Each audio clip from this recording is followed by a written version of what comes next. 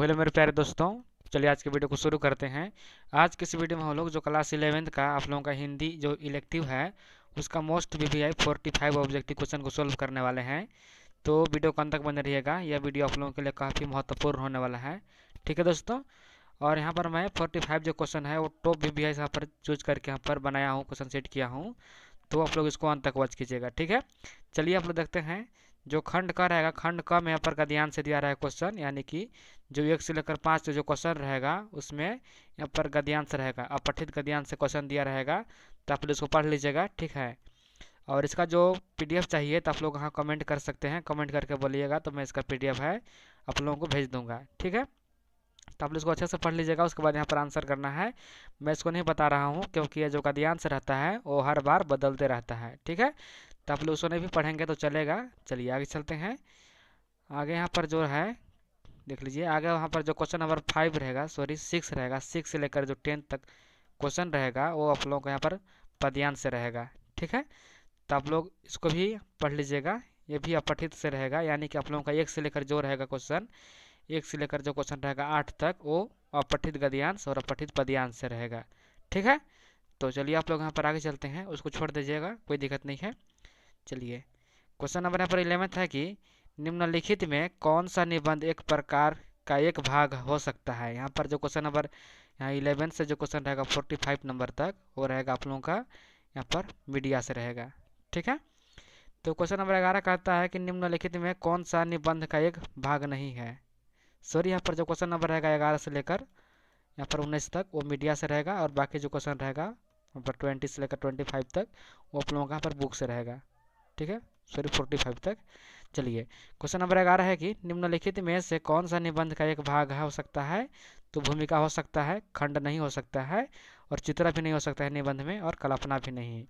यानी कि निबंध का एक भाग कौन सा हो सकता है, भूमिका हो सकता है, आप लोग भूमिका लिख सकते हैं। बाकी खंड, चित्र और कल्पना ये सब नहीं लिख सकते हैं, ठीक है। क्वेश्चन नंबर 12 है कि भाव प्रधान निबंध में किसकी प्रधानता होती है। तो जो भाव प्रधान होता है जो निबंध होता है उसमें भावना का यहाँ पर प्रधानता होती है, ठीक है। यहाँ पर अगला क्वेश्चन है कि कार्यालयी पत्र खालिस्तान की एक का रूप है। यानी कि कार्यालय पत्र का दूसरा रूप क्या है, तो जो औपचारिक पत्र है औपचारिक पत्र ही कार्यालय पत्र कहलाता है, ठीक है। क्वेश्चन नंबर 14 है कि सूचनाओं का संकलन कर संपादक तक पहुंचाने की जिम्मेदारी किसकी होती है। तो जो सूचना होती है वो सूचनाओं को संकलित यानी कि जमा करके जो यहाँ पर संपादक है उसके पास पहुंचाने का जो जिम्मेदारी होता है वो पत्रकार का होता है, ठीक है। जो रिपोर्टर होता है उसको होता है, ठीक है। क्वेश्चन नंबर 15 है कि किसी धारणा अथवा किसी आयोजन के संबंध में लिखित विवरण प्रस्तुत करना क्या कहलाता है। तो प्रतिवेदन कहलाता है, ठीक है। क्या कहलाता है, तो प्रतिवेदन कहलाता है। क्वेश्चन नंबर 16 है कि किसी रोचक विषय पर मनोरंजन ढंग से लिखा गया विशिष्ट आलेख क्या कहलाता है। तो उसको फीचर कहते हैं, ठीक है। किसी भी विषय पर जो मनोरंजन होता है, जो मनोरंजन ढंग से उसको लिखा जाता है उसको फीचर कहा जाता है, ठीक है। कोई भी विषय यहाँ पर हो जो रोचक हो, ठीक है। क्वेश्चन नंबर यहाँ पर 17 है कि फीचर की भाषा खालिस्तान होती है। तो कैसा होती है, तो कलात्मक होती है। जो फीचर होता है उसकी जो भाषा होती है वो कलात्मक होती है, ठीक है। क्वेश्चन नंबर 18 है कि लोकतंत्र के जो अविभाज्य अंग के रूप में किए जाने किसे जाना जाता है। तो लोकतंत्र के जो अविभाज्य अंग जो है उसको पत्रकारिता को जानते हैं, अविभाज्य अंग के रूप में, ठीक है, पत्रकारिता को। क्वेश्चन नंबर 19 है कि मीडिया की भाषा में वीर का आशय है। तो मीडिया की जो भाषा है उसे वीर का क्या आशय है, तो संपद पर का है संवाददाताओं के बीच कार्य विभाजन करना, ठीक है। जो संवाददाता होता है उसके बीच क्या करना, कार्य विभाजन करना, ठीक है। यहाँ पर क्वेश्चन नंबर 20 है कि एफएम रेडियो की शुरुआत कब हुई थी। तो जो एफएम रेडियो है जो पहले बोलते था कि मैं आकाशवाणी यहाँ से बात कर रही हूँ, ये जो रेडियो है उसको सबसे पहले जुलाई पर 1979 में हुआ था, सॉरी 1997 में हुआ था। कितना हुआ था, तो 1997 में जुलाई में हुआ था एफएम रेडियो की शुरुआत, ठीक है। चलिए आगे चलते हैं। यहाँ पर जो क्वेश्चन नंबर रहेगा आप लोगों का 21 से लेकर 45 तक वो आप लोगों का यहाँ पर बुक से रहेगा, ठीक है। तो यहाँ पर कुछ पदयांश दिया है, चलिए इसको पढ़ते हैं कि खेलन में को काउ कुसाया हरि हारे जीते श्री दामा, बरबस दी कत करत ऋषियाँ, जाति पाति हमते बड़ा नाही बसत तुम्हारी छाया, अति अधिकार जनावत चाहते जाते अधिक तुम्हारे गाया। ठीक है, तो यहाँ पर कुछ पद्यांश दिया हुआ है।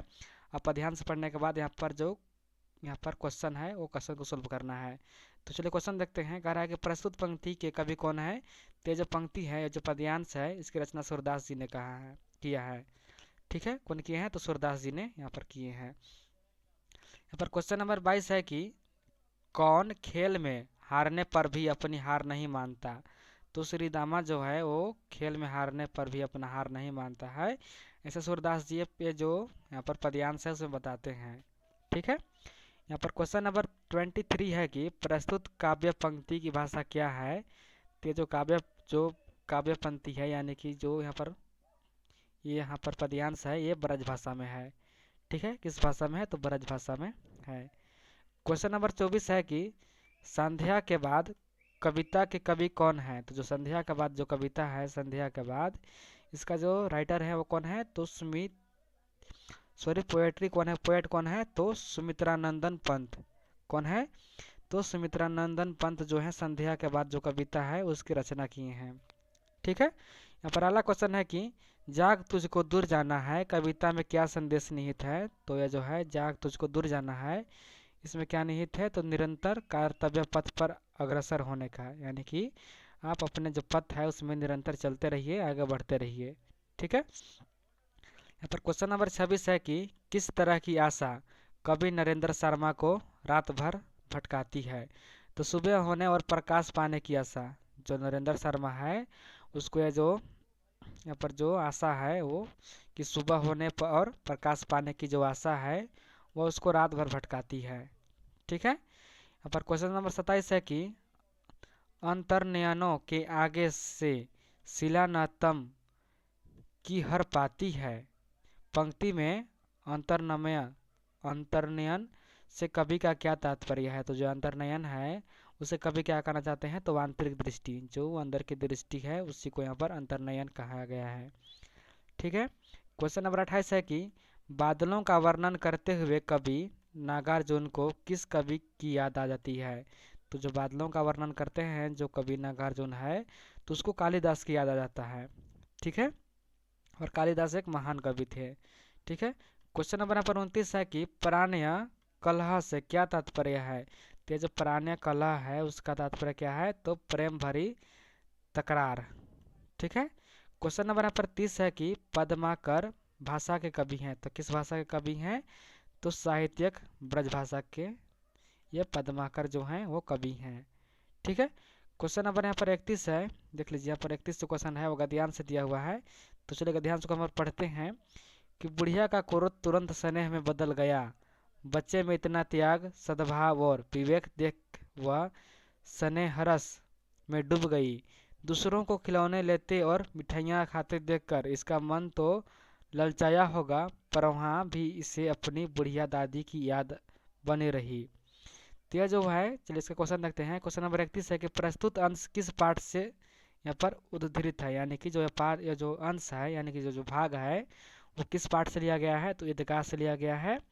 और यहाँ पर जो होता है ईदगाह में एक बच्चा जो है वो उसकी दादी पैसा देती है और उसको बोलती है जाओ तो मेला घूम के आओ, लेकिन वो बच जाता है, वहाँ पर खिलौना नहीं खरीदता है। वो खिलौना को खरीदने से व्यर्थ बताता है और खिलौने की जगह में वह चिमटा को लेकर आता है, ताकि उसकी जो दादी है वो रोटी सेकेगी तो उसका हाथ नहीं जलेगा। ठीक है, तो ये जो ईदगाह है इसमें मेनली ये बताया गया है, तो आप लोग पढ़े होंगे, आप लोगों को पता होगा। चलिए यहाँ पर क्वेश्चन नंबर 32 है कि दूसरों के को खिलौने लेते और मिठाई खाते देखकर किसका मन ललचाया होगा। तो जो हामिद होता है, हामिद जिसको दादी उसके पैसा देती है कि जाओ तुम वहाँ पर मेला घूमना, लेकिन यह मेला में जाता है और चिमटा खरीदता है। ठीक है, तो पर हामिद का मन ललचाया होगा कि जो दूसरे बच्चे हैं वो खिलौना ले रहे हैं और मिठाइयाँ भी ले रहे हैं, लेकिन यह जो है उसके पास पैसा कम है और वह चिमटे लेकर घर आ जाता है। ठीक है, यहाँ पर अगला क्वेश्चन है कि प्रस्तुत पाठ के लेखक कौन है। तो यह जो पाठ है, यह जो कहानी है उसका रचना प्रेमचंद जी ने किए हैं। ठीक है, क्वेश्चन नंबर 34 है कि टार्च बेचने वाला किस शैली का रचना है। जो टार्च बेचने वाला शैली है वो कैसा है, तो यह व्यंग्यात्मक है। ठीक है, व्यंग्यात्मक है। पर अगला क्वेश्चन है कि देख लीजिए क्या है कि गुस्से में अपने माता पिता के बारे में चमेली को कैसा बताया है। तो गुस्से में जो चमेली है वो अपने माता पिता के बारे इशारे से बताया है। ठीक है, कैसा बताया है, तो इशारे से बताया है। क्वेश्चन नंबर 36 है कि अस्पृश्य जातियों के उत्थान के बारे में ज्योतिबा ने क्या उपाय किए हैं। तो अस्पृश्य जाति के बच्चों की शिक्षा का प्रबंध किया है। जो ज्योतिबा फुले होते हैं उन्होंने गुलामगिरी पुस्तक लिखा है। ठीक है, उसका पुस्तक का नाम क्या है, गुलामगिरी है। और यहाँ पर जो है वो ज्योतिबा वो जो अस्पृश्य यानी कि जो छुआ जो यहाँ पर नीच जाति के लोग हैं उसके बच्चों हैं बच्चा जो उसका है उसका शिक्षा का प्रबंध किया है। ठीक है, क्वेश्चन नंबर यहाँ पर 37 है कि ज्योतिबा फुले और सावित्रीबाई फुले के जीवन से आज के समाज को क्या प्रेरणा मिलती है। तो जो ज्योतिबा फुले हैं और उनकी पत्नी जो सावित्रीबाई फुले हैं उनका जीवन से आधुनिक समाज में स्वार्थ सिद्धि के स्थान पर सेवा भावना को प्रमुखता देने का प्रेरणा आधुनिक समाज में जगती है। ठीक है, प्रेरणा मिलती है। क्वेश्चन नंबर 38 है कि उसकी माँ किस विधा की रचना है। तो यह जो है उसकी माँ कविता एक ऐसी रचना है तो कहानी है। ठीक है, क्वेश्चन नंबर 39 है कि वैदिकी हिंसा हिंसा न भवती नाटक के यहाँ पर क्या है रचयिता कौन है। तो यह जो है वैदिक हिंसा हिंसा न भवती इसको कौन लिखे हैं, तो भारतेंदु हरिश्चंद्र। कौन लिखे हैं, तो भारतेंदु हरिश्चंद्र इस जो नाटक है उसको लिखे हैं। ठीक है, क्वेश्चन नंबर 40 है कि विश्वामित्र के संपादक कौन थे। तो जो विश्वामित्र थे उसके संपादक कौन थे, तो पांडे बेचन शर्मा। ठीक है, उसको उग्र भी कहते हैं शॉर्ट में। क्वेश्चन नंबर 41 है कि अंडे के छिलके की पात्र राधा के चरित्र की ऐसी कौन सी विशेषता है जो अपनाने योग्य है। तो अपनी जिम्मेदारियों से परिचित होना। ठीक है, क्वेश्चन नंबर 42 है कि हुसैन की कहानी अपनी जवानी पाठ में लेखक ने अपने कितने मित्रों के शब्द चित्र प्रस्तुत किए हैं। तो वह अपने 5 मित्रों के जो शब्द हैं उसको यहाँ पर प्रस्तुत किए हैं। ठीक है, क्वेश्चन नंबर 43 है कि आवारा मसीहा के रचनाकार हैं। तो ये जो आवारा मसीहा है उसका रचना कौन किए हैं, तो विष्णु प्रभाकर किए हैं। ठीक है, किसने किए हैं, तो विष्णु प्रभाकर ने यहाँ पर आवारा मसीहा का यहाँ पर रचना किए हैं। क्वेश्चन नंबर 44 है कि यहाँ पर क्या है शरत चंद के नैनीहाल में किस बात का निषेध था।